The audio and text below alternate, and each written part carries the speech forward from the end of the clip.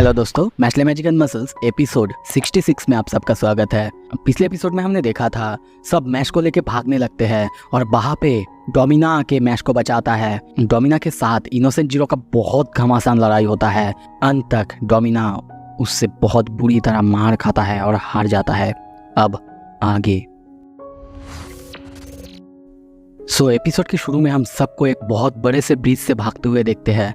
सब मैश को लेके बहुत जल्दी वहां से भाग रहे हैं ताकि सब इनोसेंट जीरो की नजरों से बच सके। लाइट विजनरी रियो को देखते हैं, वो ऑटर को लेके जा रहा है और सोचने लगता है मैश के बॉडी से उसका हार्ट निकले हुए बहुत ज़्यादा टाइम हो चुका है, ये बहुत ज़्यादा बुरा है और हमें इनोसेंट जीरो के नज़रों से उसे अब बचाए भी रखना है। हम और ज़्यादा देर नहीं कर सकते, नहीं तो मैश बच नहीं पाएगा। और तभी जाते जाते एक बहुत बड़े दरवाजे के सामने आते हैं और वहाँ पे बहुत सारे रॉक्स उस दरवाजे को बंद करके रखा हुआ है। वो सब डर जाते हैं, अब कैसे बाहर निकलेंगे। इतने सारे रॉक्स है कि इन्हें हटाने के लिए बहुत ज़्यादा मैजिक की ज़रूरत है। पर तभी देखते हैं ऑटर अपना बहुत पावरफुल मैजिक यूज़ करता है। उसके पास ज़्यादा ताकत नहीं था, फिर भी वो इतना ज़्यादा पावरफुल मैजिक यूज़ करता है जो देख के डॉट डर के और चिल्ला के कहता है ऑटर नहीं।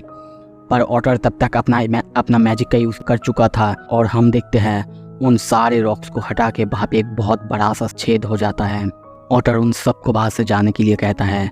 डॉट उसे थैंक्स कहते हुए बाकी सबके साथ बाहर से चला जाता है। तभी हम देखते हैं ऑटर खांसने लगता है और उसके मुंह से खून निकलता है।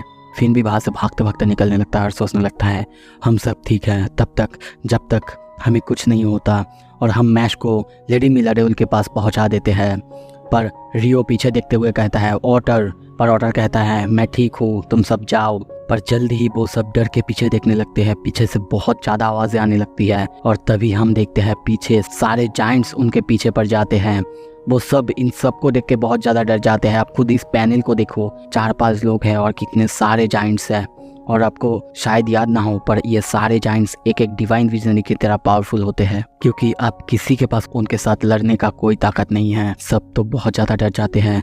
तभी हम देखते हैं लेंस अपना ग्रेविरोल अटैक करता है पर उनसे उन सारे जायंट्स को थोड़ा सा भी फर्क नहीं पड़ता।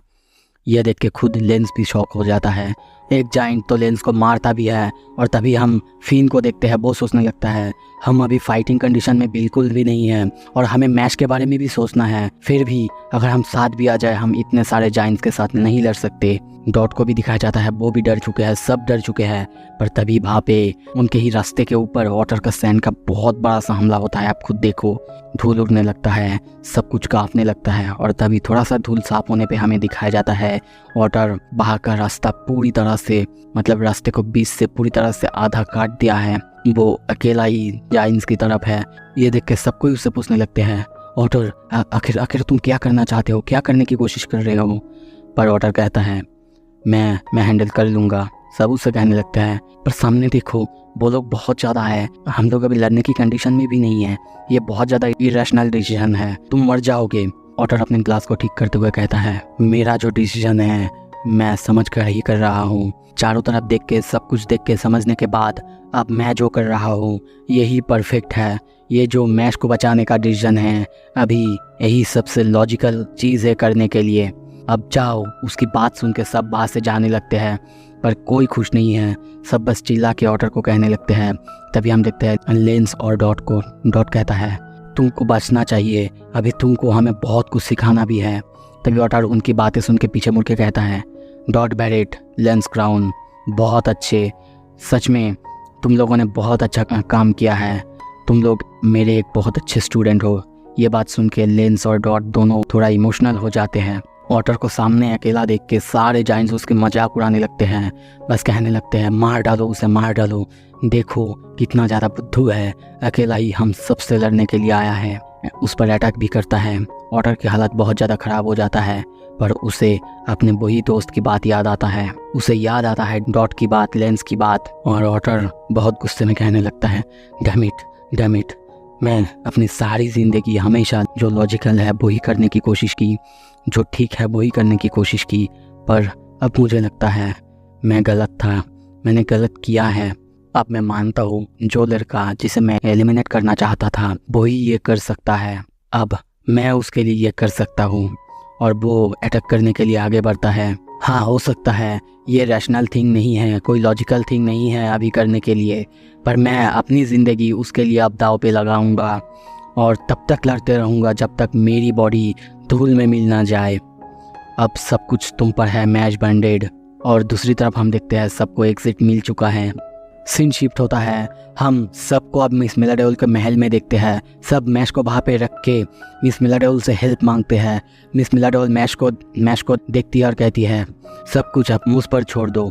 उसके हाथ में हम एक बॉक्स को देखते हैं। उस बॉक्स से आर्टिफिशियल हार्ट को बाहर निकलता है। ज़्यादा देर ना करते हुए इंस्टेंटली वो उस हार्ट को बहुत ही ज़्यादा स्पीड से मैश की बॉडी के अंदर रखता है और कहती है ये हार्ट ये एक आर्टिफिशियल हार्ट है और ये ईस्टर्न फॉरेस्ट से डिजिटाइज द्वारा बनाया गया है, पर फिर भी इसकी एक बहुत बुरी चीज़ है, इसकी बहुत हाई रिजेक्शन रेट है और इसके लिए बहुत ज़्यादा पेशेंस की ज़रूरत है। हमें 66.6 आवर्स की ज़रूरत है और बेड रेस्ट की भी ज़रूरत है। और फिर भी अगर ये ट्रांसप्लांट सक्सेसफुल भी हो गया, फिर भी इसका हार्ट सिर्फ 1 हफ्ता के लिए चलेगा और इसके बाद मैश को इतना ज़्यादा दर्द होगा कि वो सोच भी नहीं सकता और फाइनली इसके बाद ये हार्ट उसे मार देगा।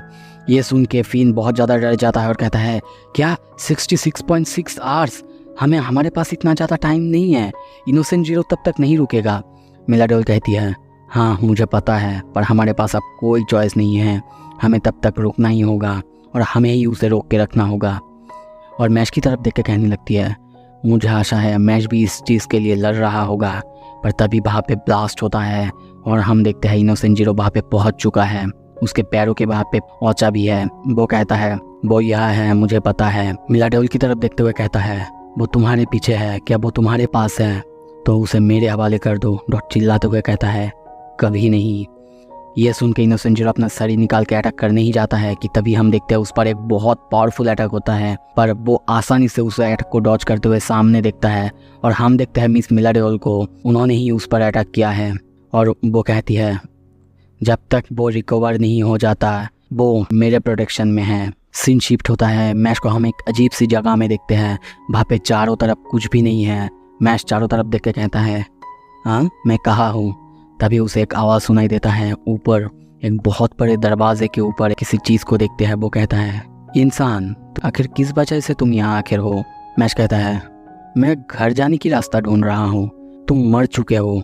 वो कहता है ये सुन के मैश ज़्यादा रिएक्ट नहीं करता और कहता है क्या सच में? वो गॉड, एक्चुअली मैं इसे गॉड ही कहूँगा, ठीक है तो थोड़ा सा समझ लेना।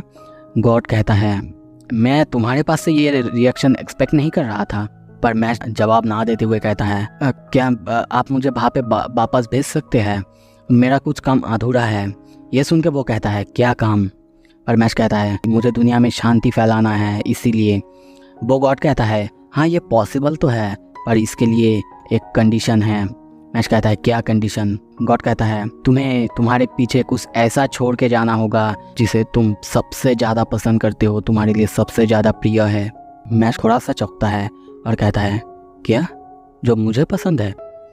गॉड कहता है तुम्हें लाइफ में और एक मौका मिल रहा है, भले ही वो टेम्परेरी हो, फिर भी कुछ भी फ्री में नहीं मिलता है। ज़िंदगी भी एक डील है, तो अगर तुम्हें अपनी ज़िंदगी वापस चाहिए, दुनिया में शांति बनाए रखना है, तो नेचुरली तुम्हें भी कुछ देना होगा और तुम्हें सिर्फ वही चीज़ देना है जो तुम्हें सबसे ज़्यादा प्यारा हो। मैश कुछ भी नहीं कह के वो अपना क्रीम पफ आके करते हुए कहता है यही है मेरे सबसे प्यारी चीज़। गॉड उसे देखता है। तभी हम देखते हैं गॉड के वहाँ पे जो दरवाज़ा था उससे बहुत सारे टेंटिकल जैसे कुछ निकलता है और मैश को पीछे खींचने लगता है।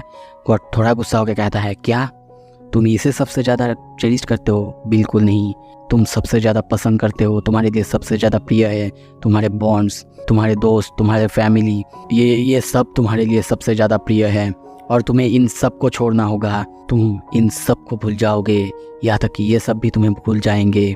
मैश दरवाजे के अंदर जाने लगता है। वो कहता है अब जाओ, अब सब कुछ पीछे छोड़ो और आगे बढ़ो। मैश बहुत ज़्यादा कोशिश करता है खुद को रोकने की, पर कुछ ही देर बाद वो दरवाज़ा मैश को अंदर खींच लेता है।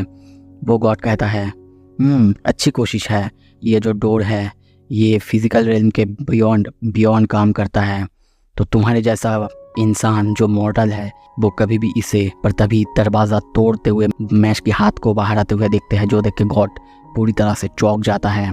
मैश धीरे धीरे दरवाजे को खोलने की कोशिश करता है और गॉड कहने लगता है, क्या मुझे ये दरवाजे की साउंड बिल्कुल पसंद नहीं आ रहा है। और गॉड को पसीना आने लगता है, वो डर जाता है। आप खुद उनकी फेस को देखो। और तभी हम मैश को बाहर आते हुए देखते हैं दरवाजे से, जो देख के गॉड शॉक में कहता है, क्या? और मैश कहता है, मैं तुम्हें वो चीज़ नहीं दे सकता जो मुझे सबसे ज़्यादा प्रिय है, पर मुझे वापस जाना है, चाहे वो कैसे भी करके हो। उसकी बात सुन के गॉड कहता है, क्या तुम सुन भी रहे थे जो मैं अब तक कह रहा था? मैश कहता है, हाँ सुन तो रहा था, पर मैं ऐसी चीज़ों में बहुत अच्छा नहीं हूँ। ऐसी डील्स या फिर कुछ देने लेने की बातों में बिल्कुल अच्छा नहीं हूँ। सो इसी के साथ ये एपिसोड ख़त्म होता है। अगला एपिसोड बहुत ज़्यादा इंटरेस्टिंग होने वाला है। देखने के लिए चैनल को सब्सक्राइब कीजिए। Thank you so much video देखने के लिए।